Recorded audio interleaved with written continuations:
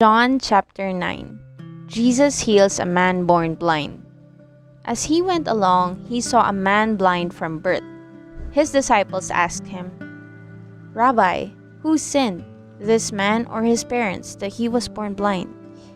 "Neither this man nor his parents sinned," said Jesus, "but this happened so that the works of God might be displayed in him. As long as it is day, we must do the works of him who sent me. Night is coming when no one can work. While I am in the world, I am the light of the world." After saying this, he spit on the ground, made some mud with saliva, and put it on the man's eyes. "Go," he told him, "wash in the pool of Siloam." This word means sent. So the man went and washed and came home seeing.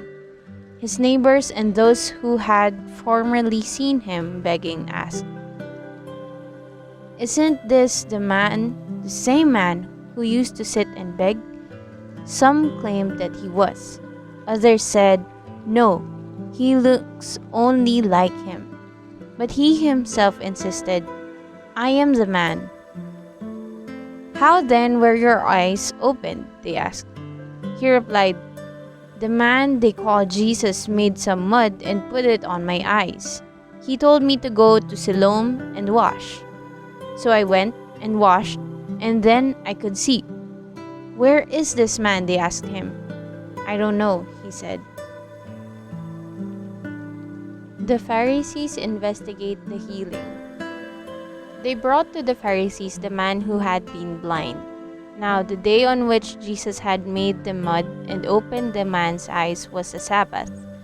Therefore the Pharisees also asked him how he had received his sight. "He put mud on my eyes," the man replied, "and I washed, and now I see." Some of the Pharisees said, "This man is not from God, for he does not keep the Sabbath." But others asked, "How can a sinner perform such things?" So they were divided. Then they turned again to the blind man. "What have you to say about him? It was your eyes he opened." The man replied, "He is a prophet." They still did not believe that he had been blind and had received his sight until they sent for the man's parents. "Is this your son?" they asked. "Is this the one you say was born blind? How is it that now he can see?" "We know he is our son," the parents answered, "and we know he was born blind. But how he can see now, or who opened his eyes, we don't know. Ask him. He is of age, he will speak for himself." His parents said this because they were afraid of the Jewish leaders who already had decided that anyone who acknowledged that Jesus was the Messiah would be put out of the synagogue. That was why his parents said, "He is of age. Ask him." A second time they summoned the man who had been blind. "Give glory to God by telling the truth," they said. "We know this man is a sinner." He replied, "Whether he is a sinner or not, I don't know. One thing I do know, I was blind, but now I see." Then they asked him, "What did he do to you? How did he open your eyes?" He answered, "I have told you already, and you did not listen. Why do you want to hear it again? Do you want to become his disciples too?" Then they hurled insults at him and said, "You are this fellow's disciple. We are disciples of Moses. We know that God spoke to Moses, but as for this fellow, we don't even know where he comes from." The man answered, "Now that is remarkable. You don't know where he comes from, yet he opened my eyes. We know that God does not listen to sinners. He listens to the godly person who does his will.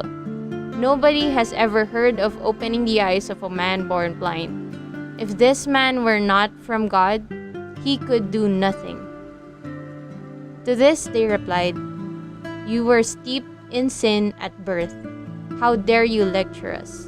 And they threw him out. Spiritual blindness. Jesus heard that they had thrown him out, and when he found him, he said, "Do you believe in the Son of Man?"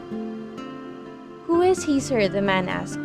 "Tell me so that I may believe in him."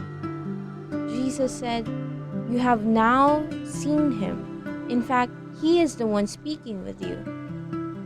Then the man said, "Lord, I believe." And he worshipped him.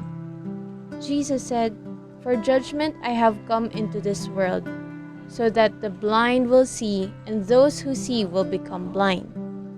Some Pharisees who were with him heard him say this and asked, "What?